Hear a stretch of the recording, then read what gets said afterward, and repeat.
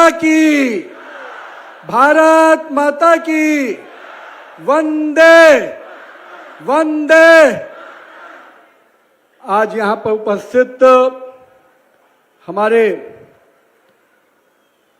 माननीय सांसद भाई कार्तिक चंद पाल जी, जिनका आप ऊर्जावान भाषण अभी हम सुन रहे थे, मेरे जिला अध्यक्ष निमई कविराज जी, हमारे बड़े भाई और बिहार सरकार के पथ और उद्योग के मंत्री आदरणीय दिलीप जायसवाल जी, हमारे विभाग के कन्वेनर इस क्षेत्र के शंकर चक्रवर्ती जी, हमारे चारों प्रत्याशी माननीय मनोज जैन जी जो चकुलिया से हमारे प्रत्याशी हैं, सुरजीत विश्वास जी गोलपोखर विधानसभा से, चित्राजीत राय जी इस्लामपुर से और श्री बिरंज विश्वास जी करान दिग्घी से, मेरे भारतीय जनता पार्टी के चारों प्रत्याशी जो कमल का फूल लेकर आपके बीच में सेवा और समर्पण के भाव से काम करेंगे, ऐसा मैं आप सबके सामने विश्वास दिलाता हूं।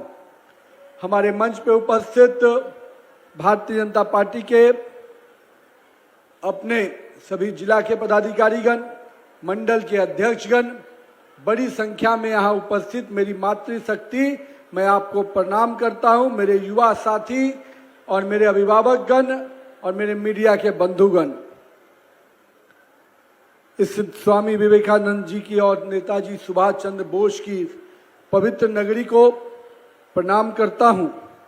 और जो आज लोग हमारे बीच में यहाँ उपस्थित हुए हैं, वो इस बात का गवाह है कि पश्चिम बंगाल की जनता ने तय कर लिया है कि इस बार कमल खिला के रहेंगे और इस अराजकता और अत्याचारी सरकार को उखाड़ फेंकेंगे। बड़ी संख्या में मेरी मातृ शक्ति आई है और मैं कहना चाहता हूं, ये चुनाव बहुत ही स्पष्ट रूप से दो भागों में है। एक तरफ निर्मम सरकार का भय, भ्रष्टाचार, अराजकता और महाजंगल राज, और एक तरफ नरेंद्र मोदी के नेतृत्व वाली भारतीय जनता पार्टी, जिस पे पूरे देश के लोगों को भरोसा है और पश्चिम बंगाल के लोग भी अपना भरोसा इस नेतृत्व के साथ देने जा रहे हैं। मैं आज पश्चिम बंगाल के लोगों से आग्रह करने आया हूं कि आइए इस भय और भ्रष्टाचार वाली सरकार को उखाड़ फेंकिए और अपने नेता भरोसे पर जो कायम रहते हैं, मोदी जो कहते हैं उसको पूरा करते हैं, और वैसे नेतृत्व करता नरेंद्र मोदी के नेतृत्व में डबल इंजन की सरकार बनाइए। मित्रों, ये पश्चिम बंगाल जिस पे पूरे देश के लोगों को गर्व होता था, पश्चिम बंगाल की सांस्कृतिक विरासत, पश्चिम बंगाल के खिलाड़ी, पश्चिम बंगाल के कला के क्षेत्र के लोग और मेरी माता बहनें, तो पश्चिम बंगाल में जो हमारी माता बहनें थी वो तो नेतृत्व करती थी घर का, और हम कहते भी थे कि भारत में जो बंगाली संस्कृति है वो सबसे एडवांस संस्कृति है। सबसे अधिक हमारी माता बहनें शिक्षा भी ग्रहण करती हैं, परिवार को, समाज को नेतृत्व भी देती हैं, और उसी पश्चिम बंगाल की माता बहनें हमेशा से पूरे राष्ट्र को भी एक सही दिशा में लेके चलने का संकल्प देती हैं। लेकिन इस पश्चिम बंगाल को, जिसका इतना स्वर्णिम इतिहास रहा है, बंकिम चंद्र चटर्जी से लेकर विवेकानंद, सुभाष चंद्र बोस, श्यामा प्रसाद मुखर्जी, उसी पश्चिम बंगाल को लंबे समय से ग्रहण लगा हुआ है। और हम कहते हैं पहले कांग्रेस का ग्रहण लगा, फिर लेफ्ट का ग्रहण लगा, और पिछले दिनों से टीएमसी नामक तत्व का ग्रहण लग गया है। इस ग्रहण को खत्म करना है और इस ग्रहण को खत्म करके एक नरेंद्र मोदी के नेतृत्व वाली एक ऐसी भी सरकार बनाना है जहां हर गरीब के चेहरे पे खुशहाली हो, माता बहनें सुरक्षित हो, युवाओं के लिए रोजगार के नए अवसर हो, शिक्षा भी हो और पश्चिम बंगाल का उद्योग भी नए तरीके से संकल्पित होकर सृजन हो पाए। मित्रों, ममता दीदी की सरकार ने इस पश्चिम बंगाल के लोगों के साथ जो सौतेला व्यवहार किया है, मां, माटी और मानुष के नारों से जो सरकार आई थी, जो सरकार चल रही है, लेकिन दुर्भाग्य है ऐसा कोई सगा नहीं जिसको ममता दीदी की निर्ममता ने ठगा नहीं। और सबसे बड़ी बात है, मां की बात करते हैं, आज मेरी मां बहनें ही असुरक्षित हैं। आज पश्चिम बंगाल की माता बहनें को संदेश खाली से लेकर आरजी कर तक, पार्क स्ट्रीट से लेकर कामधुनी तक आप देखिए हमारी माता बहनें, बेटियां कितनी असुरक्षित हैं। और इनको असुरक्षित किसने किया? मैं आज यहां पे आया हूं चकुलिया में, मैं यहां के लोगों से पूछता हूं, क्या आपके अगल बगल जो स्थितियां बदल रही हैं, जो डेमोग्राफी बदल रही है, क्या वो हमारी मां बहनों को चुनौती नहीं दे रहा है?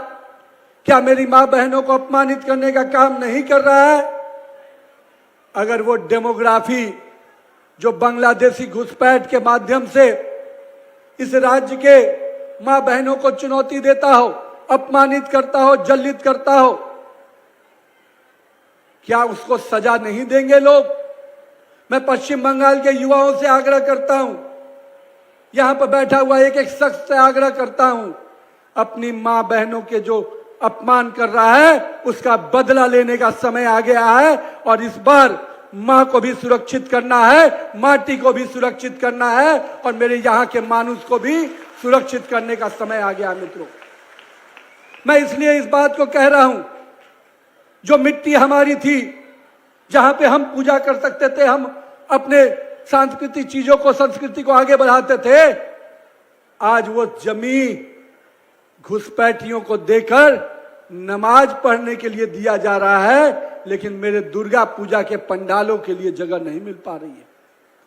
इसलिए मैं आज यहां पर कहने आया हूं, मेरे युवा साथियों, मेरे पश्चिम बंगाल के नौजवानों, आपके लिए यह संकल्प का समय है।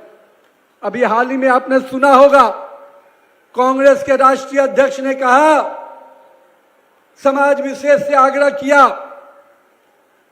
कि जब आप नमाज पढ़ते हैं तो नमाज छोड़कर भाजपा और अन्य संगठन जो हमारे आरएसएस परिवार है उनको पहले मारिए। क्या हो गया आपको? क्यों डरते हैं हम से आप? मैं आज कहता हूं, मैं आने वाले 23 अप्रैल को यहां चुनाव है, 23 अप्रैल को चुनाव है। मेरी माता बहनें, मैं आप सबसे आग्रह करने आया हूं, पश्चिम बंगाल के युवाओं से आग्रह करने आया हूं, 23 अप्रैल को अपने घर का एक एक वोट दीजिएगा। मान लीजिएगा उस दिन दुर्गा पूजा भी हो गया, उसी दिन रामनवमी भी हो गई, क्योंकि आज के दिन लोकतंत्र के इस महापर्व में आपको भाग लेना है। उन लोगों से जो हमें हमारी हत्या करने की बात करते हैं, जो हमारी मां बहनों की तरफ गलत निगाहें देखते हैं, उनको अगर सजा देना है लोकतंत्र में, उन वैसे राजनीति का अंत करना है, वैसे राजनीति की हत्या करना है, तो वैसे राजनीति का हत्या करने का दिन 23 अप्रैल का दिन है। जो हमारी हत्या करेंगे, हम लोकतंत्र के वोट के चोट से उनको पूरी तरह से नस्ते नाबूद कर देंगे। मित्रों, मैं आज आप इसलिए आपसे आग्रह करने आया, क्या बयान देते हैं राष्ट्रीय अध्यक्ष? मैं तो कहता हूं राहुल गांधी से, और मैं कहता हूं टीएमसी के नेताओं से, भारतीय जनता पार्टी के नेताओं की खूबसूरती यही है, और हमारे नेता नरेंद्र मोदी जी, जब कांग्रेस के लोग, जो कांग्रेस के तथाकथित नेता और ये अपोजिशन के लोग जब हमें गाली देते हैं, जनता हमको जीत का हार पहनाती है, हमें जिताकर फिर से और मजबूत करती है। मित्रों, इसलिए मैं कहूंगा कि ये समय है, आ गया है।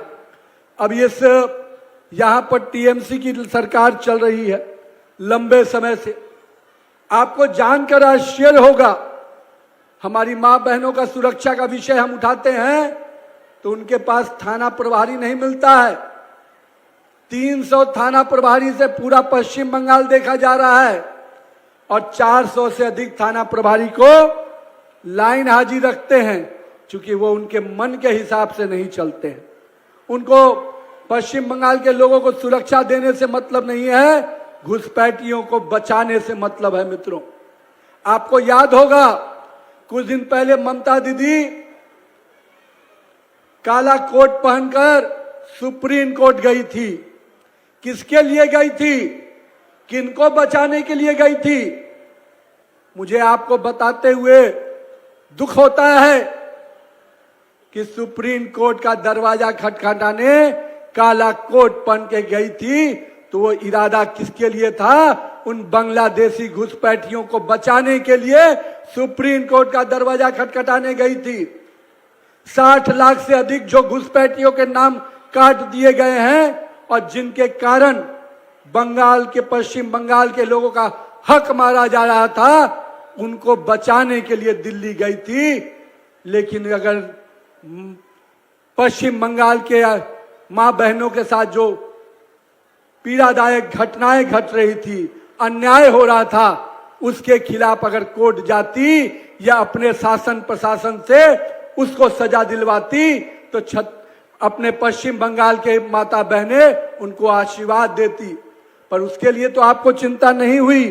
आपका शासन प्रशासन उनको बचाने के लिए नहीं आगे बढ़ा, लेकिन आपका शासन प्रशासन मां बहनों को जिल्लित करने के लिए, अपमानित करने के लिए कहीं ना कहीं हमेशा नजर आता है। लेकिन मित्रों, ये जो टीएमसी है,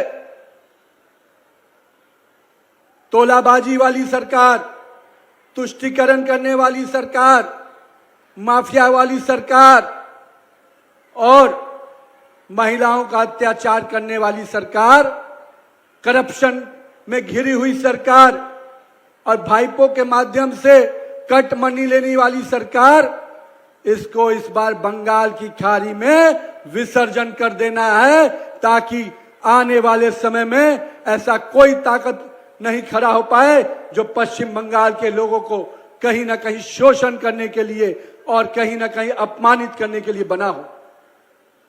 गंगा बह चुकी है मित्रों, हिमालय के पर्वत से निकलते हुई गंगा पूरी तरह से सब तरह की गंदगी जो थी उस सब को अपने अंदर ग्रहण करते हुए, बिहार को भी साफ करते हुए अब पश्चिम बंगाल से निकलकर बंगाल की खाड़ी में जाने वाली है और इस बार जाते जाते टीएमसी का भी विसर्जन हो जाएगा मित्रों। इसलिए मित्रों, मैं आया हूं आपके बीच में इस बात को रखने के लिए कि पश्चिम बंगाल के लोगों को जो विकास की योजनाएं मिलनी चाहिए थी, जो सपने अभी हमारे सांसद जी कह रहे थे, प्रधानमंत्री आवास योजना के माध्यम से करोड़ों गरीब परिवारों को मकान मिला, आयुष्मान भारत योजना के माध्यम से करोड़ों परिवारों को स्वास्थ्य बीमा मिला, लेकिन दीदी को यह पसंद नहीं था। दीदी से पूछना चाहिए क्यों नहीं पसंद था। दीदी नहीं बताएगी, मैं बताता हूं। इसलिए नहीं पसंद था कि उसमें दीदी का चेहरा नहीं था और इसलिए उन्होंने करोड़ों लोगों को, लाखों लोगों को उन योजनाओं से महरूम कर दिया, क्योंकि उसमें प्रधानमंत्री आवास योजना का नाम था, उसमें आयुष्मान योजना का नाम था, जिसमें उनका चेहरा नहीं दिखता था। मुझे मालूम हुआ है जो क्लब हाउस है उनको जो पैसा देती हैं दीदी, इसलिए पैसा देती हैं कि उन पूजा पंडालों में पहले मेरा चेहरा चमका देना, तभी कहीं वहां पर काम आएगा, अदरवाइज तुमको पैसा नहीं देंगे। यह है यहाँ की सोच। और मैं आपको इसलिए आज यहाँ पे आग्रह करने आया हूं, ये जो विधानसभा है, इस विधानसभा का एक एक वोट कीमती है, क्योंकि बड़े पैमाने पे यहाँ घुसपैठियां हैं मित्रों। अभी कल मैं एक जगह भाषण दे रहा था, अलीपुर द्वार। मैंने वहां के लोगों से पूछा कि भाई इसका नाम क्या होना चाहिए, तो नीचे से आवाज आ रही थी, कि अब अलीपुर द्वार नहीं चलेगा। मेरे टीएमसी के भाइयों को लगा कि मुझे भूगोल नहीं पता है। अरे मुझे आपका इतिहास पता है, आपकी मंशा पता है। आप तो पूरे पश्चिम बंगाल को बांग्लादेश बनाना चाहते हैं, लेकिन हम इस अलीपुर द्वार से लेकर इस्लामपुर तक निश्चित रूप से ऐसे नाम, ऐसे शब्द जो पश्चिम बंगाल के संस्कृति के विपरीत हो, पश्चिम बंगाल के लोगों की भावना के विपरीत हो, उसको नहीं रहने देंगे। 4 मई के बाद निश्चित रूप से इन नामों के परिवर्तन के साथ आपके जीवन में परिवर्तन आएगा। मित्रों,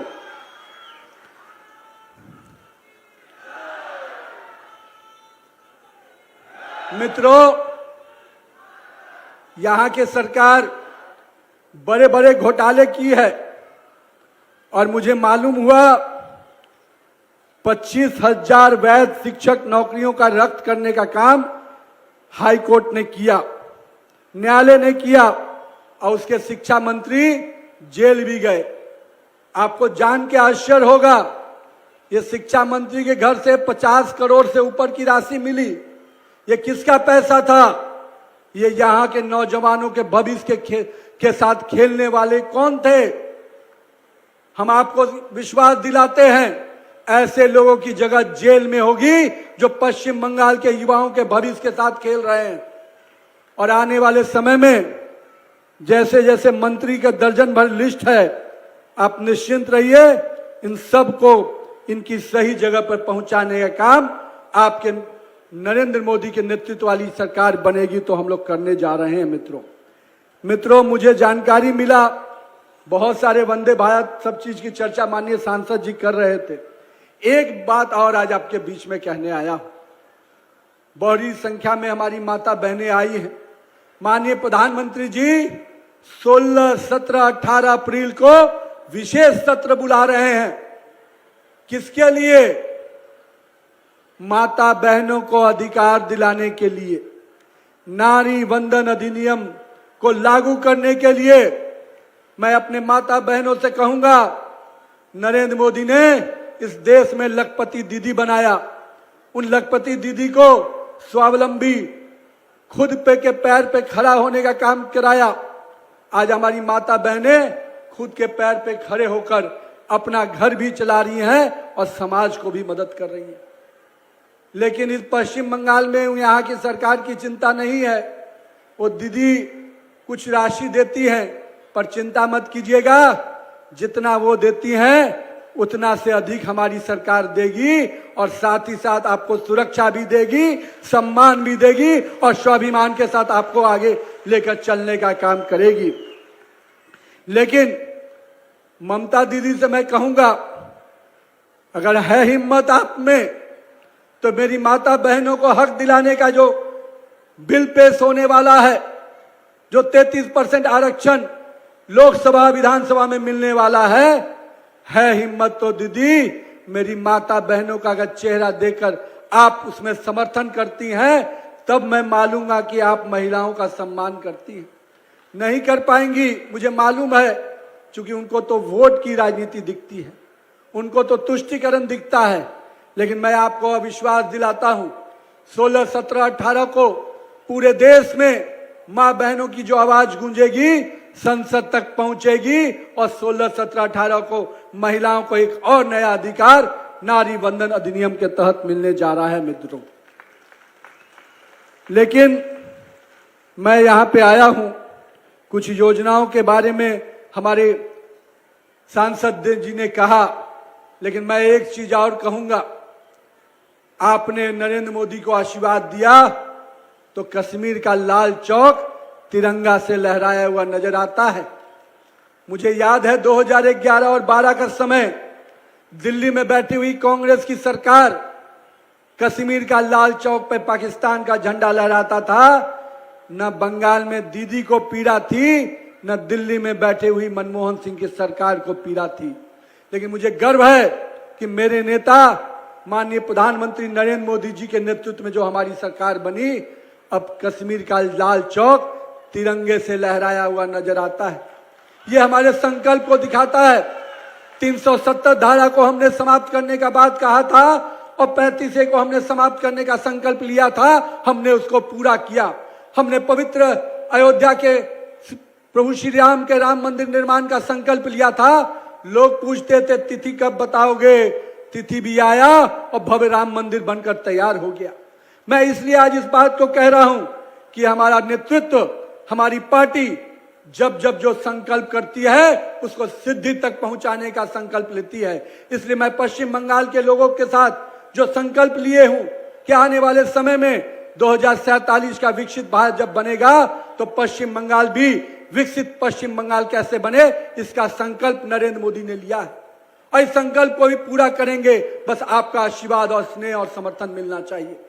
मैं आज यहां पर 7वें वेतनमान में जो अभी तक लंबे समय तक नहीं दिया जा रहा था, माननीय गृह मंत्री जी ने घोषणा कर दिया है, भाजपा ने घोषणा कर दिया है, हमारी सरकार बनेगी और हम तुरंत में अपने लोगों के लिए 7वां वेतनमान आयोग का लाभ उनको देंगे। ऐसे विभिन्न विभागों में जो लाखों पदों की नौकरियां खाली हैं, उन रिक्तियों को भरने का काम करेंगे। जो भर्ती घोटाला के कारण हमारे प्रभावित हुए हमारे युवा छात्र, उनको 5 वर्ष की विशेष सहायता उम्र में देने जा रहे हैं। साथ ही साथ जो नौकरी के में घोटाले हुए हैं उनको रद्द भी करेंगे और उसके दोषियों को सजा भी दिलाने का काम करेंगे। मैं आज इसलिए इन बातों के संकल्प को दोहरा रहा हूं कि आने वाले समय जब हमारा संकल्प पत्र आएगा, आप मान के चलिएगा नरेंद्र मोदी के संकल्प पत्र में पूरा होने की गारंटी होती है और यही बात मैं आपके सामने रखने आया हूं। अब मेरी माता बहनें, मेरे युवा साथी, 23 अप्रैल को आपका मत एक एक घर से निकलकर उस दिन वोट पड़ना चाहिए। चूंकि 4 मई को हम लोगों ने तय किया है फिर से होली मनाएंगे और 4 मई को भगवा होली मनाएंगे और पूरे पश्चिम बंगाल में भगवा होली के माध्यम से इस टीएमसी की सरकार को उखाड़ फेंकेंगे। मित्रों, तो मैं आज के दिन अपने चारों प्रत्याशियों के लिए आपसे वोट की अपील करने आया हूं। आपको एक संकल्प लेने आया हूं कि मेरी मां बहनों को सुरक्षित जीवन देंगे, स्वाभिमान के साथ उनको आगे बढ़ाएंगे और उनकी सुरक्षा की चिंता भारतीय जनता पार्टी की सरकार करेगी। मेरे युवा साथियों को रोजगार और शिक्षा के लिए बाहर नहीं जाना पड़ेगा। पश्चिम बंगाल में उनको शिक्षा भी मिलेगी, रोजगार के अवसर भी मिलेंगे। तो आइए 4 मई के दिन फिर से एक ऐसी मजबूत नरेंद्र मोदी के नेतृत्व वाली ऐसी सरकार बनाइए जिसमें विकास भी होगा, आपकी विरासत को आगे लेकर चलने का हमारा संकल्प भी रहेगा। बहुत बहुत धन्यवाद। जय हिंद। भारत माता की, भारत माता की जय श्री राम, जय श्री राम। নানা ধরনের কন্টেন্ট দেখার জন্য লাইক করুন, শেয়ার করুন আমাদের ফেসবুক পেজ, সাবস্ক্রাইব করুন আমাদের ইউটিউব চ্যানেল। পাশাপাশি অন্যান্য ব্রেকিং নিউজের জন্য অবশ্যই চোখ রাখুন রিপাবলিক বাংলায়।